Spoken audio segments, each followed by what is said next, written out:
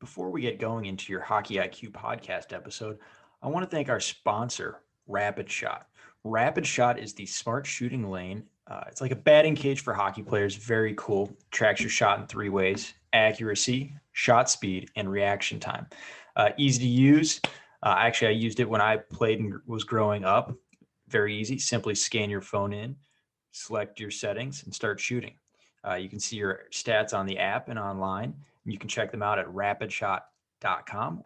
Great small business. I actually grew up with one of the owner's sons and have played with all the family members by now, just in local pickups here in Ohio. Very cool local business. Awesome product. I love it. I know quite a few NHLers have them in their homes. A lot of D1 programs have it at their rinks. So you have to check this out. Rapidshot.com. Check it out. Rapid Shot, thank you so much for sponsoring our podcast.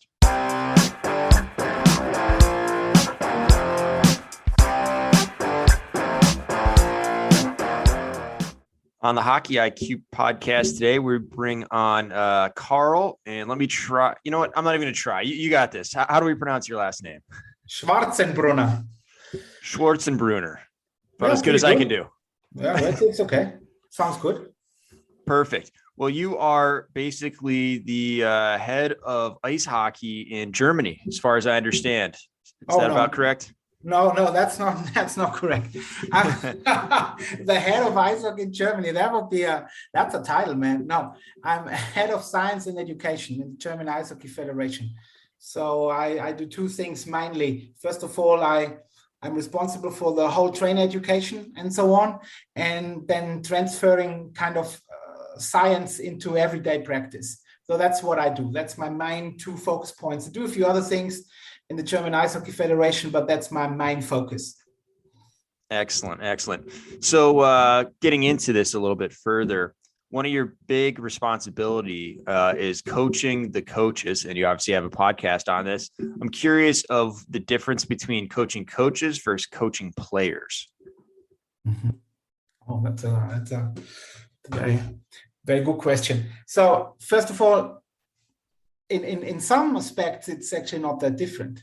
Yeah. So when we have trainer education, or when we have you guys, like our national team trainers as well, they go to clubs and see the coaches on the ice and help them what they can do better. So in some aspects, it's basically the same. You give them feedback, you talk to them, you put them in the center of attention, so to speak, and you help them. Maybe before I elaborate a bit more, I want to say one side story. It's really important that sometimes when we say we coach the coaches, that we actually really coach coaches and not athletes. Because what happened in the past a little bit, we went to clubs and tried to help the coaches on the ice. But in the end, we kind of took over the lesson and taught the kids. And it's a little bit like you could give a starving man a fish, or you teach him how to fish, So if you teach him how to fish, he will always be able to have fish.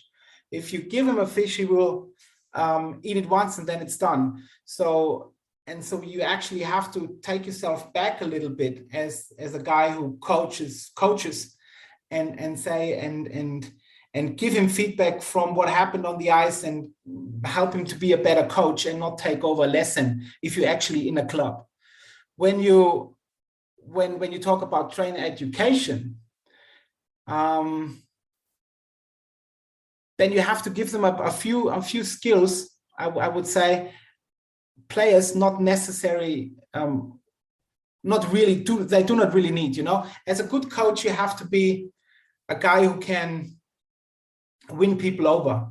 You have to basically virtually hug them. You have to win them over. You have to sell an idea. That's what we do basically. We are salesmen. We sell an idea, and you have to sell that idea to the players. You have to explain them why we do X, Y, Z.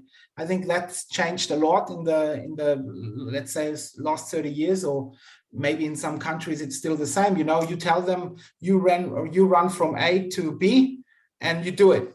You don't ask, you just do it. Shut up and do it. And in this new generation, and the way we in this athlete-centered coaching, the way we see it, you have to explain it to them. Why do you have to run from A to B? Why is that important? How does it help you? How does it help you? How does it help the team? So what we teach them to a degree is not just what we teach the coaches is not just to know drills and stuff. You actually have to understand the drill. What is it for? It's a huge difference. If you know drills, it's one thing. But if you actually really understand drills, it's a whole different ballpark. And then how to sell this idea to the players. That's a big thing, you know. It's a lot of how to speak in front of a group, what you do with your hands, body language, all this kind of stuff. Not so important for players, but very, very important for coaches, in our humble opinion. Yeah, it's different in the skill set required. Like communication is something that is great for every aspect of life, players, coaches, etc. But how you position yourself on the ice during a drill to observe, how you give a demonstration. Do you demonstrate in silence versus talking while demonstrating? Like these are things that are very specific to coaches. So I love how you brought up that they have their own specific skill set of things they need to learn. I also do some coach education with USA Hockey. So they have USA Hockey coach developers. And a lot of what we talk about is the skill set of the coach. And every single time we dive down that, it's exactly what you talked about. Like these people start thinking about the technical details rather than the process itself. So it's like, oh, you should have had knee bend. Well, no, the demonstration should have maybe been done at a different angle, because looking straight at you versus looking at the side, you can see the knee bend and the ankle bend a lot different. Or how you position yourself on the ice gave you bias this way or that way, or didn't allow you to see this, but allowed you to see that. And these skill sets are so crucial. So I love that you brought that up. I think that's a major piece. And you also got into, sorry, I'll let you go. No, just to elaborate on this a little bit, Greg, one or two more things. First of all, to see the main problem, I think it's the holy grail of coaching. Because maybe correct me if I'm wrong, because you're in the same business, but a lot of coaches, they try to throw everything they know at once at a player. And even when we went to a coach, to a clinic, and I know I have got so much more knowledge now, and I throw it at you in one session and bam, bam, bam, and overwhelm them big time. And it's from a learn theory perspective, it's the data is so clear that that's one of the worst things one can do, to overwhelm them. It's actually, you don't help them at all. You actually, you do them it doesn't help them. So that's a big thing. If you focus on everything, you're focusing on nothing. On nothing, correct. And the next thing is, you have to identify the main problem. Where if it's skill, in skating and stuff, maybe the main problem is actually the ankle. But you're talking about arms and stuff, and maybe the arms are also wrong. But who gives a shit if you have a main ankle problem? Your ankle is not bent, and that's the joint closest to the ice. That's biomechanically, that's the most important joint in skating. It's the ankle. So you have to look at this. If that works out, then you can talk about arms and stuff. But don't correct arms if you have a problem closer to the ice. For example, identify the main problem. And from a tactical perspective, it's the same thing. What's the problem when you do a breakout and it doesn't work? What's the main problem? Do you go madly at the board and do a Jason Pollock kind of thing and nobody knows what you're talking about? Or you actually identify the main problem, you talk to them about it, and it's done. And I think, that's what I wanted to add to what you said, Greg. I love that. I mean, I don't know how many times when you talk about giving feedback to coaches and, they're trying to fix the obvious thing, but if they just asked one more question, they'd find exactly what you talked about, the main issue, the main problem that is truly underlying and holding players back or the team back, whatever it may be. And just finding, like, if we better define the problem, the better solutions we can give. So take your time. Don't jump in right away. I feel like that's a big aspect or something I see common. I'm curious to see if you had the same problem of just too quick to give feedback, trying to fix every little detail rather than just observe for a little bit and truly study and understand where the real issue is. Yeah, sometimes to shut up. Yeah, yeah, it's a delicate line. We are coaches. We want to coach, and we should coach.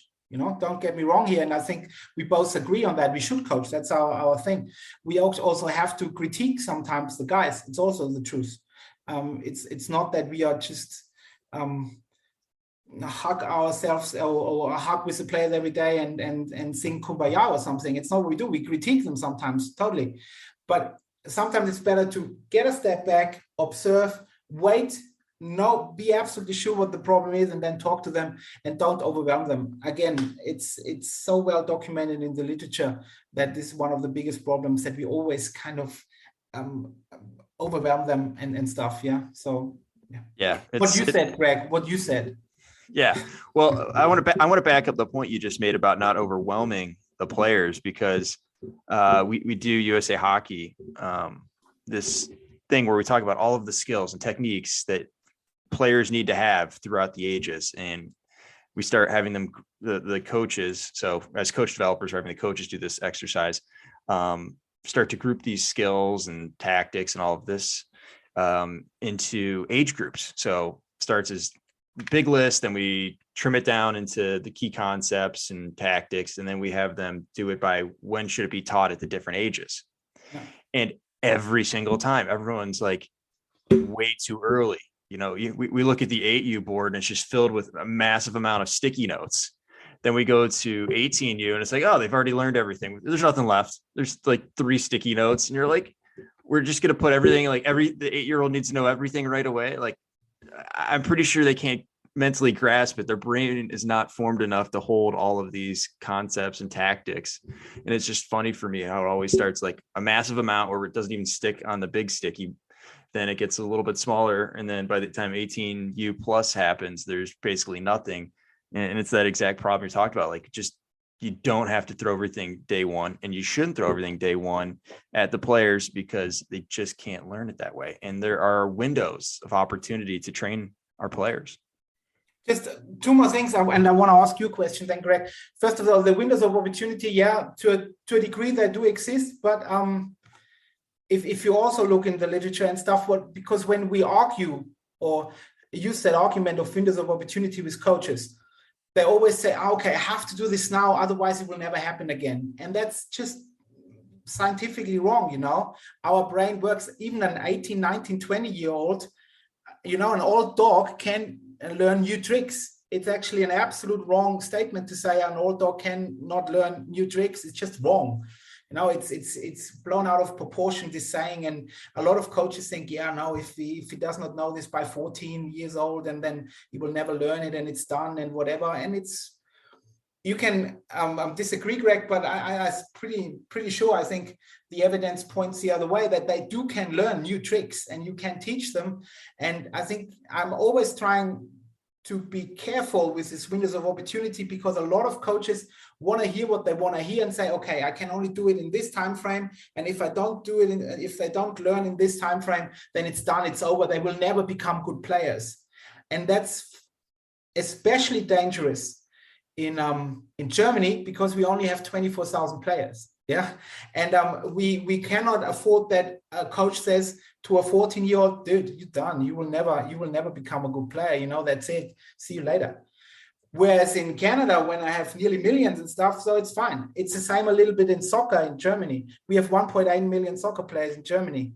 That's the same thing. If you can send people away, but we can't do that. So we have to develop. And do you know what I mean a little bit? That sometimes it's a slippery slope to tell them if he doesn't learn it by now, it's over.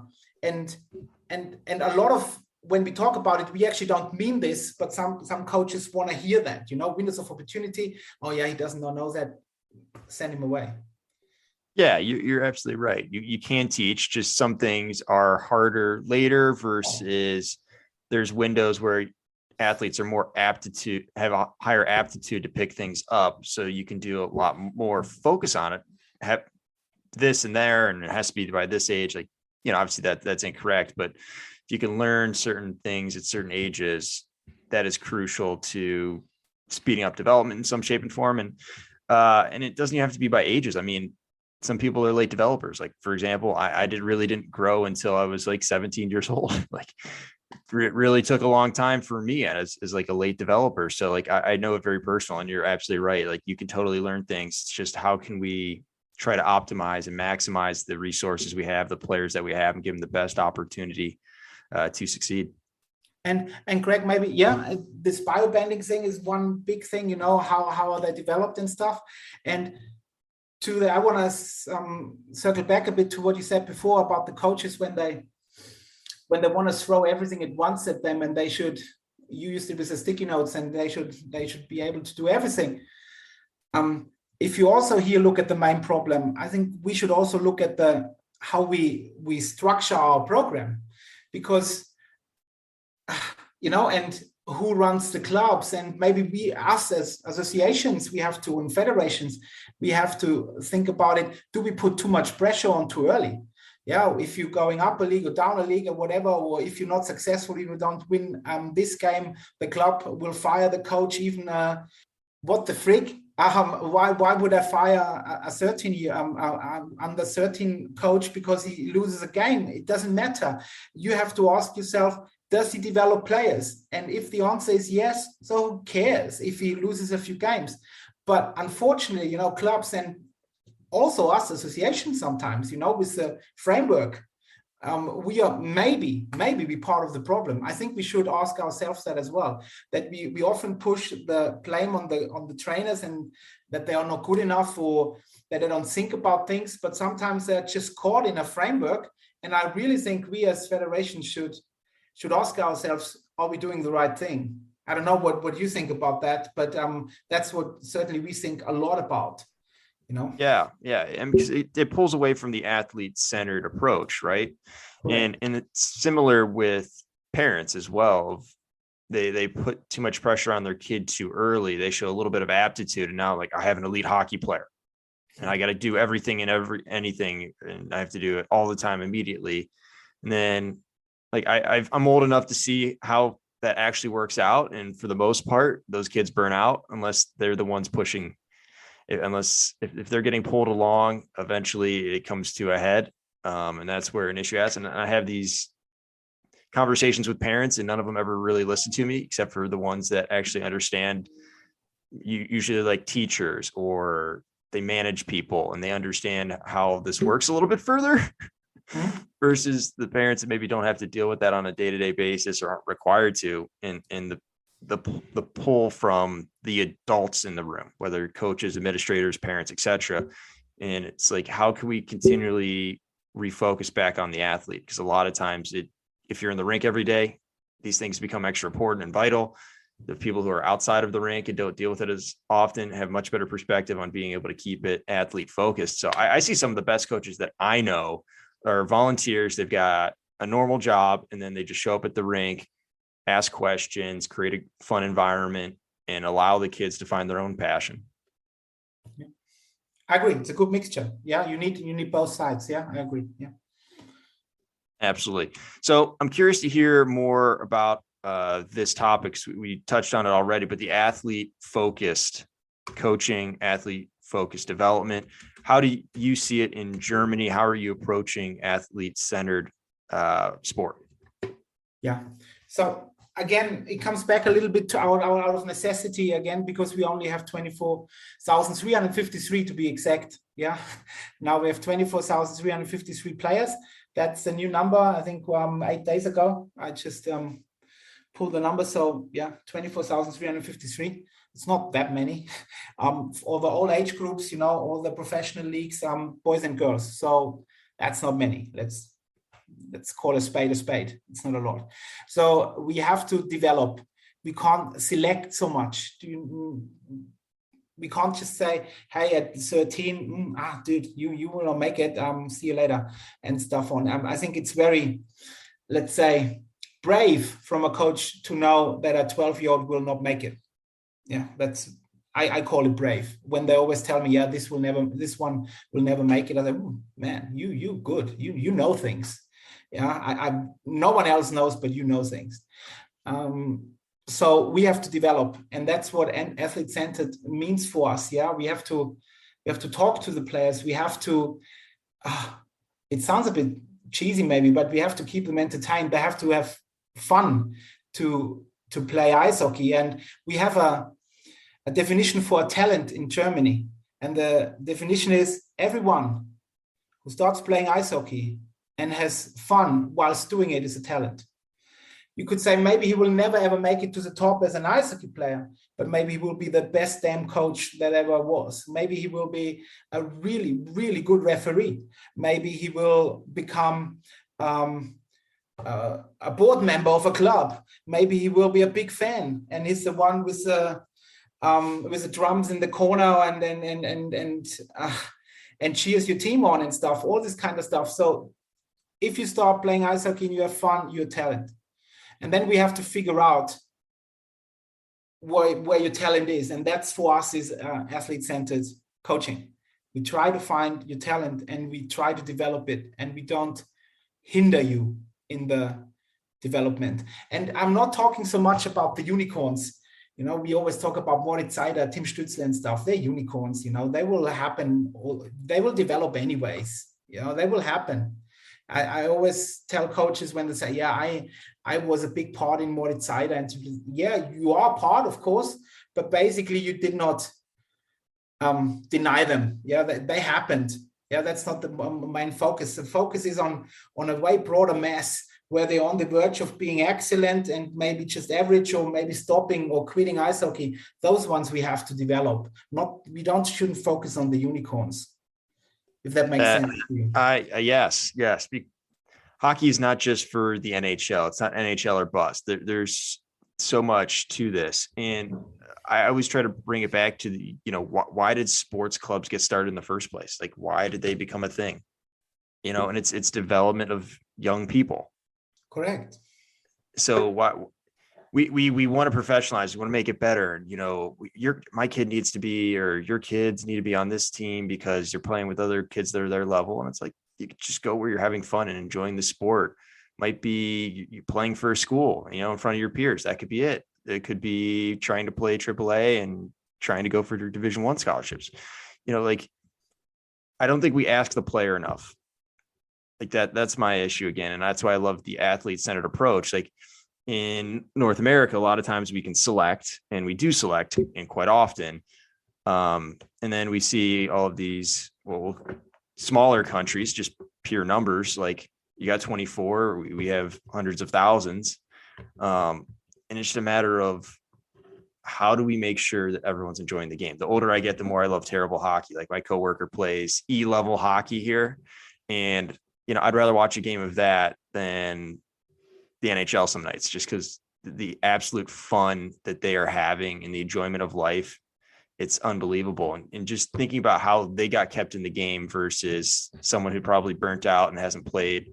I know people who played Division I and they just don't lace them up anymore. They don't get any fun, no enjoyment out of it. You know, what's the real talent now, 20 years on? Exactly, Greg. And I want to just elaborate a little bit what you said on maybe it sounds cheesy again when I say it, but it's about values. That's what you said. Why were they founded in the first place? Yeah, we want to teach them values. Yeah, to become, again, cheesy alert. Good citizens. That's what sport does. And of course, as a federation, we always talk about the top ones because we need national team players, and that's one part of it. But the other part is from the athlete-centered approach. I just want to repeat it to find what you said.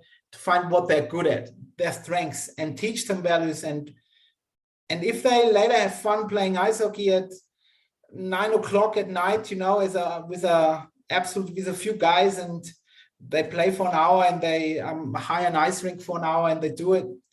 Hey, it's okay. It's okay. That's what happens. And at the same time, of course, we want to focus on top level guys, because that's, as a federation, you know, in Germany, we want to create them, no questions asked, but we cannot forget why sport is here. Because let's face it, Greg, we talk about values all the time in sports. That's what we teach, and values. But often we forget about them. Don't you think? Often we just talk about absolutely the top athletes and we talk about NHL, but there are other things to it. Absolutely. And it's one of those things everyone talks about.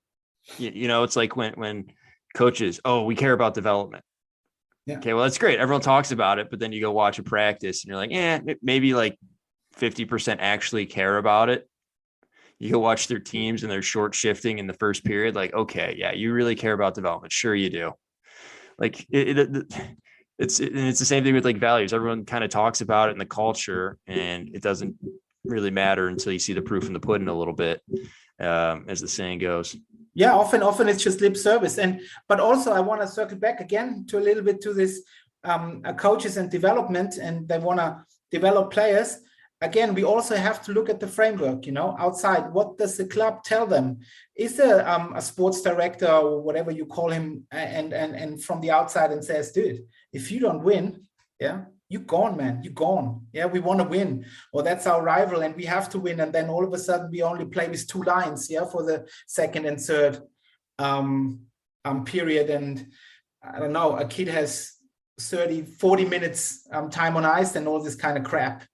And then the not so talented guy, let's call it, is sitting there and it's getting cold and stuff. So it's coaches, yes, but I think we should also look at the surroundings, and if the framework is right, and if the club's doing the right thing, and if the federations are doing the right things, because we're always very quick to point at coaches and not question our motives as well, and or do we create an environment where a coach actually can think about the development of athletes, of players? Absolutely. And getting back to how do we develop these people, I'm curious how you've gone about creating the development programs in Germany and being able to educate. So if I understand correctly, you didn't start from a very big process of this. You kind of created it yourself in some shape and form, or to a large capacity of revitalized the coaching education program and coach development system. That is correct. It's not just me personally. Of course, I was involved, but in 2016, when the German Ice Hockey Federation got a revamp, let's call it that, and with the new president, with Franz Reindl, the head of the board and stuff, and then Stefan Scheidnagel he was the sports director at the time, and they created something new. It's called Powerplay 2026. And there was also created, Uli Liebsch was also a name in this, and Ernst Höfner, they're 2 instrumental figures in this, and created something we call a 5-star program. And this 5-star program helps clubs. There are 60 clubs which are in this program at the moment. And you can get 1 to 5 stars. If you get 5 stars, you get more money. If you only have 1 star, you don't get so much money. In the beginning, it was mainly a infrastructural program. Do you have enough ice, for each age group? Do you have enough coaches? Do you have fully employed coaches? Do you have a strength and conditioning coach? Do you have strength and conditioning facility? Do you have a cooperation with schools and stuff? All this kind of thing. And then it developed more and more also into this coach to coach, where the infrastructure got way better in Germany. And now those guys who work for this 5-star program under the German Ice Hockey Federation now have time to be on the ice with the coaches and help them to develop. So is that kind of what you meant? That's what we kind of created, and that worked like a charm. There's always a few hiccups, no question. Then we try to improve it every year, because every year those 60 clubs will be evaluated, audited, so to speak, and they can reach certain points. And when they have X amount of points, they have 3 stars, Y 4 stars, and Z 5 stars. And then they get money out of it. And also very instrumental in the whole thing was the German Ice Hockey League, the highest league, because the top clubs, they pay a certain percentage of the budget into a this youth development program. And from this kind of budget, we will pay those clubs according to the stars they do have. Does it make kind of sense or not really? Yeah, let me recap, and you can tell me if I missed anything. Exactly. So you do that, Craig. Do that. Help me out here. Yeah, absolutely. So 2016, the Power Player 26 program started. Correct. Thank you. So after that, or part of this was finding ways to build up the infrastructure of the 60 teams or programs. Yeah. And the way that you did that was by auditing and giving out this 5-star system. And the way that we kept everyone aligned and motivated was via allocation of money and assets to help their programs grow and continue to get better. Yeah, correct.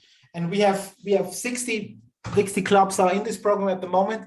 We have about 110 clubs in total in Germany, but the 60 clubs are in this program right now, and it gets bigger and bigger, and always more employees come on, coaches to help develop this program, to broaden the coach aspect of it, so they can be on the ice more. For example, new specialized goalie trainers, and now we just hired a skills coach who goes to the clubs and help them to develop on the skill side more. Yeah.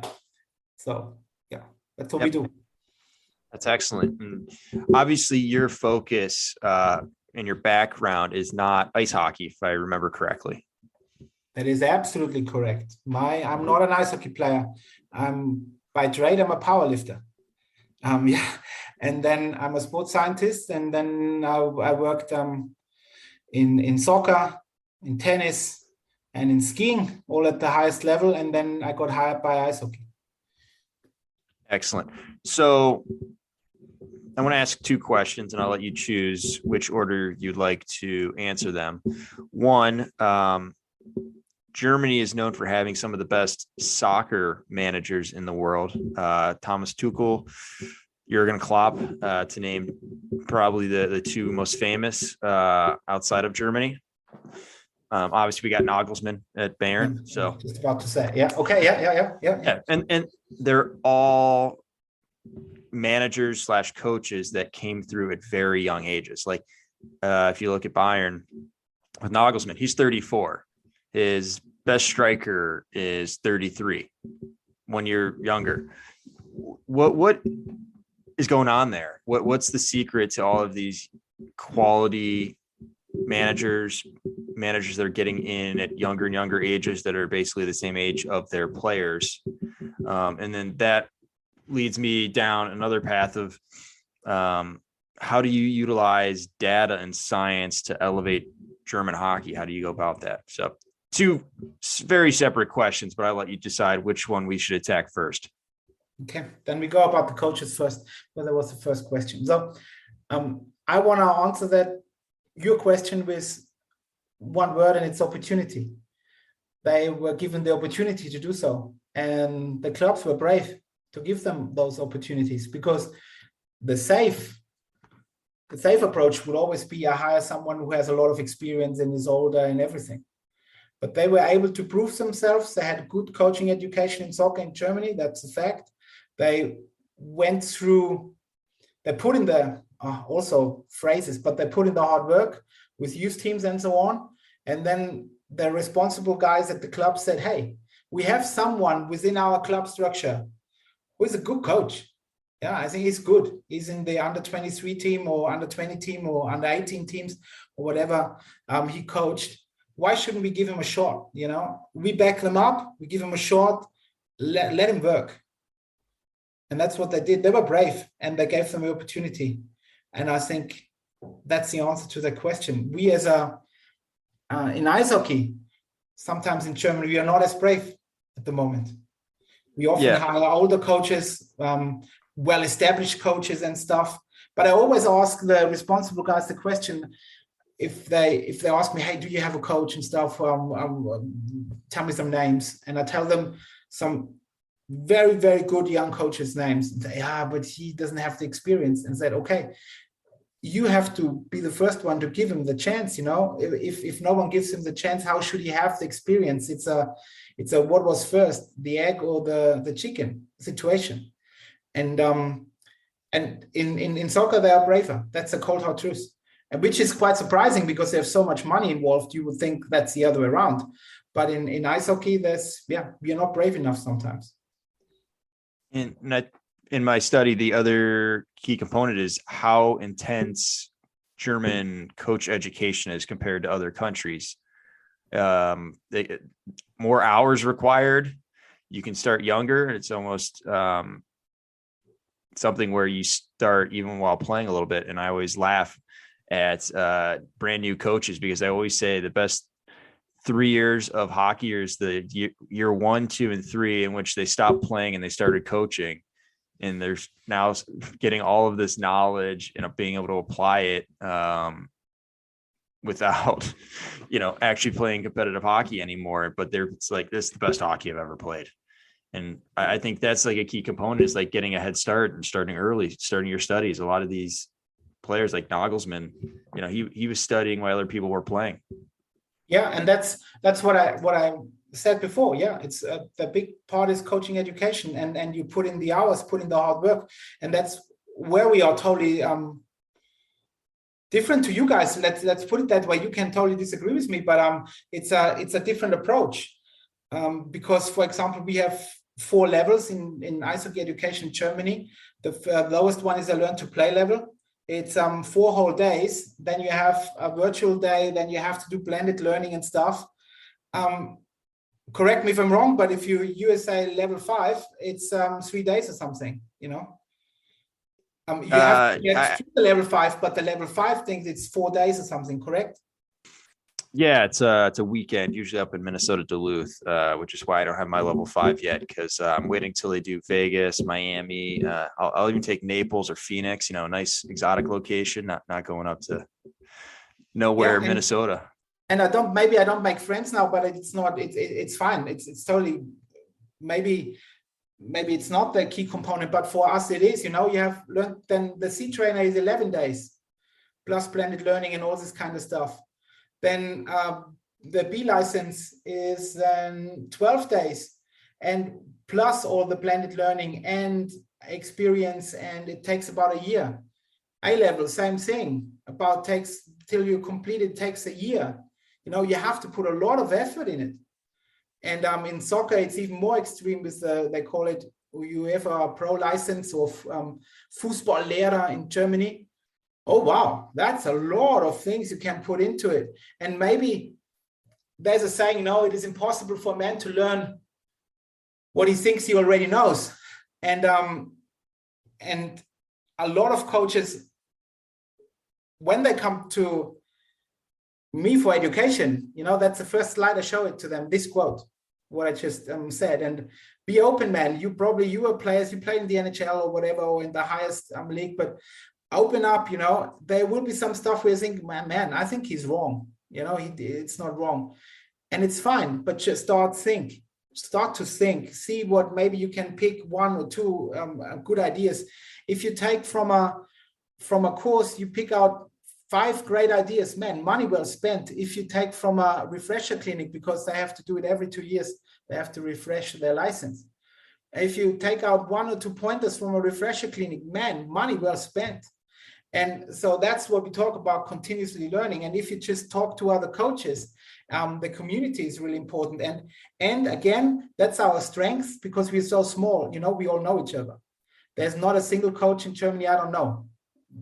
It depends how well, but they always have to go through me at some stage when they make the education, or if they have to refresh the education, the license, and so on. So we can have a philosophy, our framework. That's what we started to build, a good narrative, I think.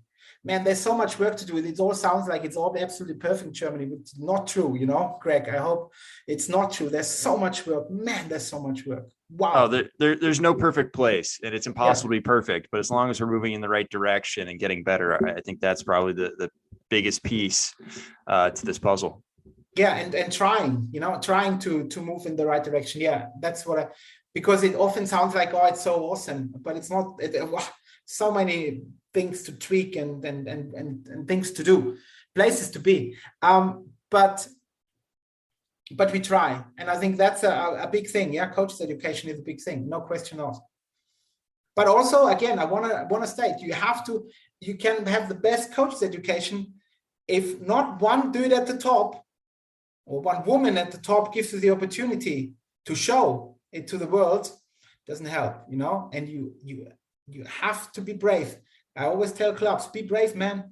Use a young one where you see potential, and not just see someone who is 60, because age doesn't mean at the same time is very good. It does mean experience, and that's a very important thing. But you have to start at some place. You do have to. But that's also, and then I stop, Craig, because I'm talking a lot. It's also the mindset of the coach, because that's a little bit of a problem in Germany, I think. With young coaches, they're motivated to a degree, and they're good coaches, in my opinion, but then they want to make one big leap all at once, and they want to be the head coach in the second league or first league. And I said, dude, if you can be the assistant coach in the second league and stuff, do it. And not everyone will give you a 4-year contract to be safe. No, there's no guarantees in this job. If you want to make it all the way to the top, you have to also risk a little bit, take a risk, take a 1-year contract. If you're good, they will rehire you, man. And I have to say, I think that's some North American coaches, they do that way better. They're willing to put in the risk and say, yeah, we are here in Germany. I risk it, man. I'm here. I sign a 1-year contract because I'm good, and I will stay. And some of you, do you know what I mean? We always want to have this security. I think you guys call it sometimes this German angsting a little bit, that we always try to have, everything has to be safe. And that's a bit of a problem we do have. Yeah. And I love when people give young athletes, young coaches opportunities, because there's a lot of these young folk who are able to ask questions of their elders or people who have a lot more experience and learn from them, and don't have to make the mistakes themselves, and can fast forward their experience without actually going through some of these experiences. So I think that is absolutely crucial, being able to give these opportunities to these people who are continuous learners and are going to be jumping leaps and bounds and gain experience through themselves and through others. Can I throw just one more thing at it, Craig? When you said, they don't have to make the mistakes themselves, do you actually really think this quote is entirely true? Because I think about this a lot, because I hear it so often. And have you ever, or have you always listened to what more experienced people said? Or is it not sometimes important to actually make mistakes yourself? Because I often think about this, about my mentors, because I had some, and I said, yeah, you're telling me, but man, no, I do it differently, and bam, I landed on my face.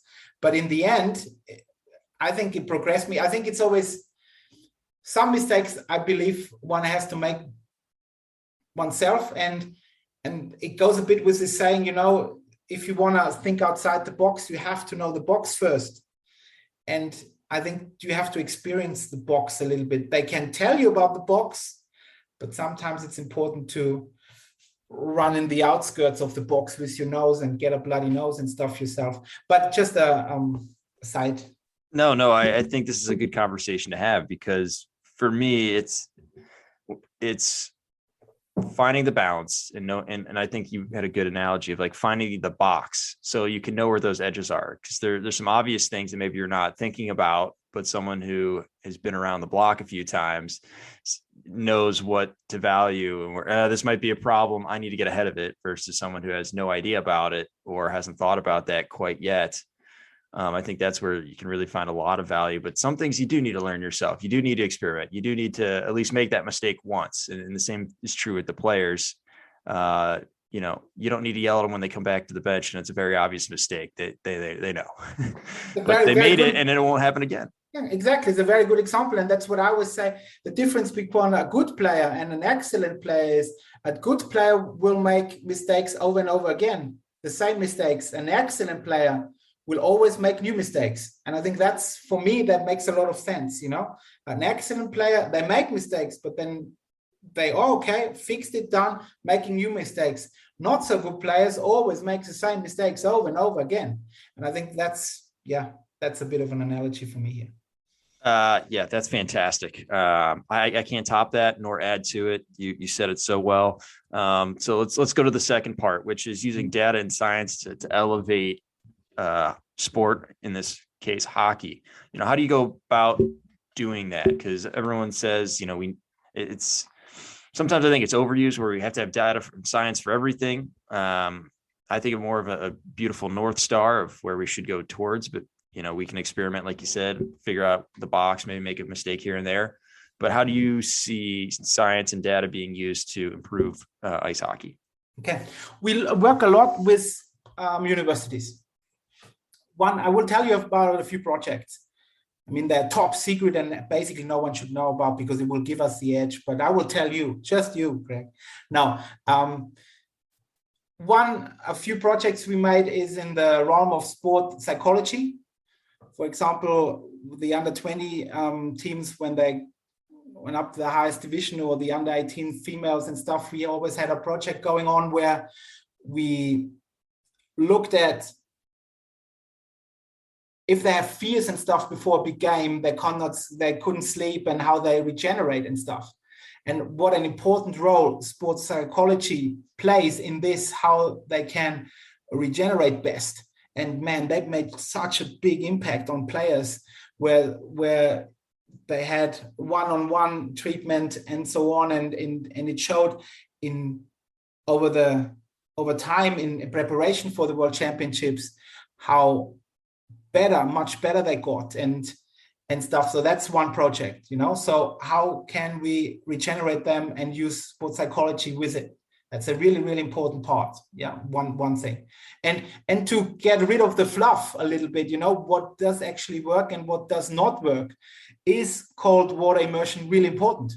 Is a cool down really, really important? Or a different question, what kind of cool out is important, and why and when, and is it important to every player? Because what we kind of try to do is individualizing regeneration, big part. We always think we have to individualize training, but about regeneration, everyone should do the same. And we do not believe in this, and the data supports that. You should be proactive in this, and especially when they're older, and see, okay, does everyone have to foam roll? What if someone doesn't like it? Then if a national team player, the ones who are in Finland at the moment, if an older player tells me, dude, I don't want a foam roll, I will never force him to. Why? It doesn't make sense. And that's actually backed up by science. If you look at the data, when you look at subjective and objective data, because when you look at heart rate variabilities, if you look at subjective data where they answer questions and stuff, we have a validated questionnaire from the University of Bochum and so on. That's really important. That's one part, for example. Another part is, what do we do with internal and external data? There are two companies we work together. It's First Beat, so for the internal data, and live data, and heart rate variability. And then for the external data, on the ice, it's Kinexon. So how fast they did run, how many acceleration, decelerations, high metabolic load, distance, all this kind of stuff. So we can actually plan sessions on the ice, and I see it's a live data thing. And if I think we planned it, and then I see, man, some of the players are tired or not tired enough, I go down to the coach and say, hey coach, man, I think play XY, I think I should take him off the ice. It's too much. It's too much for him. And then he will say, yeah, okay, take him. And also I could say, dude, players XY, it wasn't enough. It wasn't enough. That's not, our aim was a different aim. It was a high intensity training, and they didn't reach that. Either you stay on the ice with them a little bit longer, or they come to me let's say I'm the strength and conditioning coach, and then I work with them for 20 minutes extra just to go to that region where we want to have them. So that's the thing with live data. But, and now it's a big but, that takes a lot of work, a lot of trust from the head coach in the strength and conditioning coach. and a lot of trust from the players in the coaching staff, because players don't want to go from the ice. They think, oh man, if the coach pulls me now from the ice, or the strength and conditioning coach, maybe I'm not playing on the weekend, or maybe I'm not playing in this tournament. And you actually have to tell them, dude, no. We try that you are the best ice hockey player that you can be. And at the moment you need a rest, or at the moment you need to work harder. And yeah, it's also athlete-centered coaching. You have to earn their trust. That's really important. And subjective data, really, really important. We also saw that subjective data is a bit the gold standard often, way more than objective data like blood markers and all this kind of stuff. So that's two big areas. I could go on, but does it make sense so far, Greg, before I keep talking? Yeah. And I'm curious, maybe if you have some good stories or examples of data you took and worked with this coach or this club, and here's how they changed. Yeah. So first of all, we as Ice Hockey Federation in Germany, as the German Ice Hockey Federation, we try to be on the forefront of technology. We have virtual realities. I will talk about this program later and stuff. So we tried with the national teams, and then through the train education, we tell the coaches, hey, this worked, this didn't work so well. Invest in this or do not invest in that. And, then it kind of tickles down. That's what the idea is, because if only clubs with a lot of money in Germany can have those technologies, they will never, ever share knowledge, because for them, it's really important. Why would Mannheim or Red Bull Munich or something share knowledge with another competitor if they want to win against them? For us, we are neutral in this kind of way. We will share knowledge to all of them. So that's a really important thing, first of all. So we share this data and regeneration, and then clubs use it, or they don't use it. And so that's how the transfer actually worked. And for example, now this data on the ice and stuff happened now in the DL. They just signed a contract with Weiss Hockey with an on-ice analyze tool, and the whole German Ice Hockey League, so the highest league in Germany, has the opportunity now to use this data and to work with this data. And we and coaches education try to help them what to do with this data, because just to have data is nice. But to collect data is no problem anymore, but you have to interpret the data. That's the main secret, in my opinion. Context. In the past, content was key to just have data. And I think now context is key. It's a difference. Yeah. And I love the idea of using the national body as the neutral party, because otherwise the transfer of knowledge isn't going to happen. And that's so critical for making sure that everyone has access to quality ideas, new ideas, better ideas, so we can all push forward rather than just this club or that club. Yeah. Another big example is virtual realities. It's something called Sense Arena we use, because we identified we have one big problem. Do we have enough time on the ice for our kids or our players in general? And often it's no, because we don't have the biggest infrastructure. We don't have so many ice rinks in Germany and so on. So we have a problem, and now we try to find a solution. And virtual reality sounded like a good solution to us.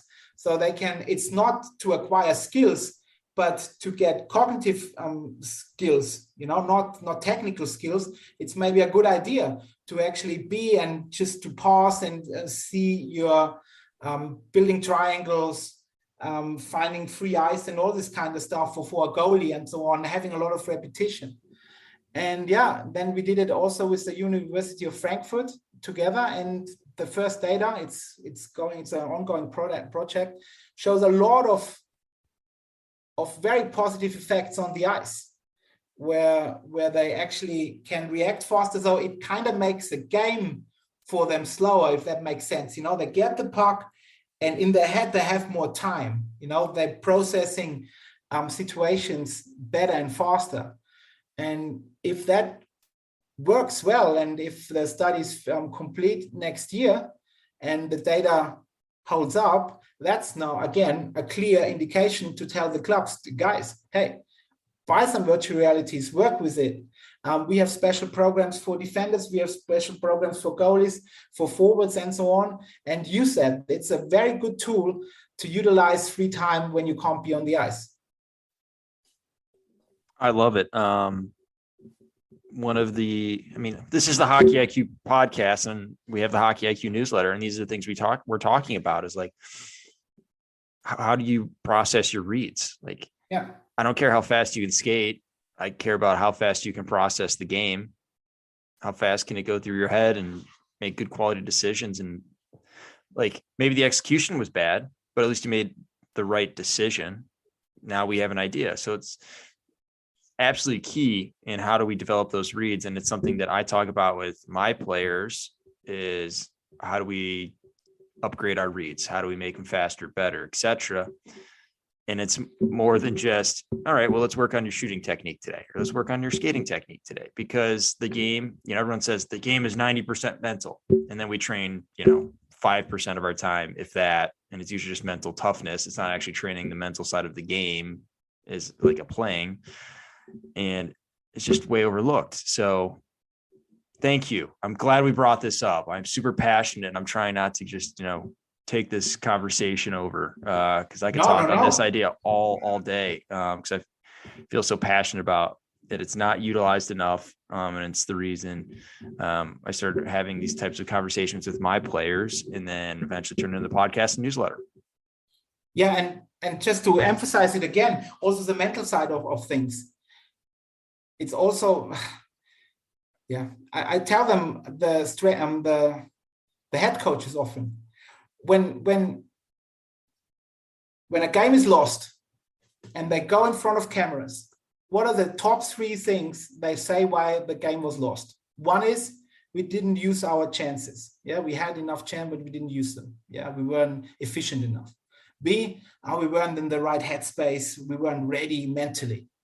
And C, we weren't ready physically. We were not fast enough and whatever.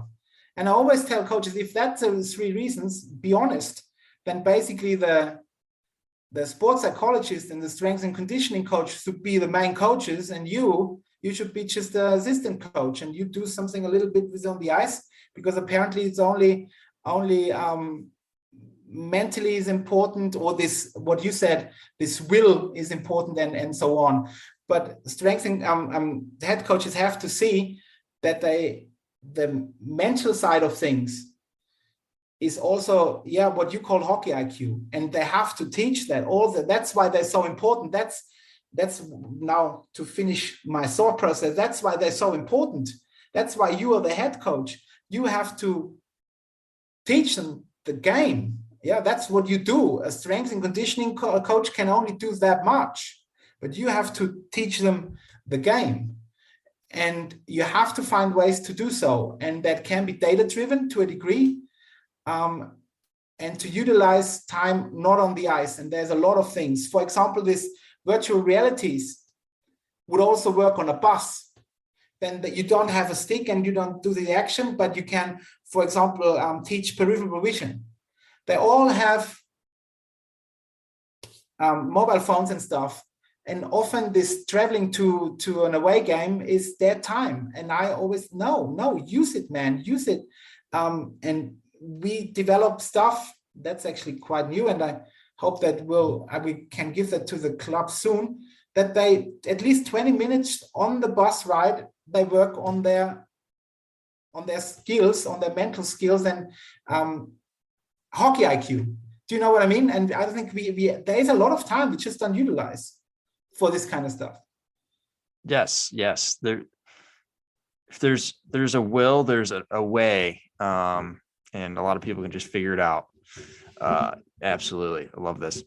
Well, this was a fantastic conversation, Karl. I want to thank you for coming on the podcast here. Is there anything else you want to make sure we touch on here? Anything else we should really bring up? No, I just want to have, it was a very nice conversation. Like I said, I think it should always be a dialogue. And I just want to say again, I want to stress that because it often it is always a work in progress. I think we do some things right, but man, there's so much to learn from other countries, from ourselves as well, because there's a lot of knowledge within the federation or within in German ice hockey, and we just have to put it forward. And I think it's important to always have a nice civilized discussion. I think that's also a big secret from the last few years why it helped forward, because we were able to talk to each other and hear out different sides and then find a way to go forward. I think that's a really, really important part of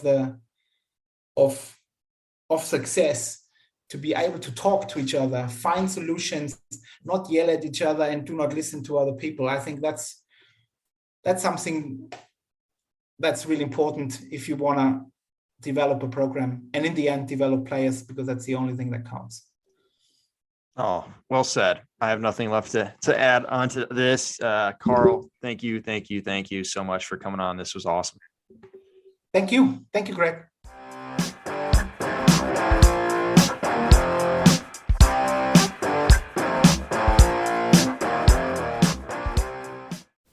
That concludes this week's episode. Thanks for joining us here at Hockey IQ. If you haven't already, take a quick moment to hit that subscribe button, give us a thumbs up, and drop a review. If you want to be a great teammate, even recommend us to a friend. You can follow us at Hockey's Arsenal on Twitter and Instagram. Check out the website, hockeysarsenal.com, where you can subscribe to the weekly newsletter. You won't regret it. Catch your buttes here next week for a brand new episode.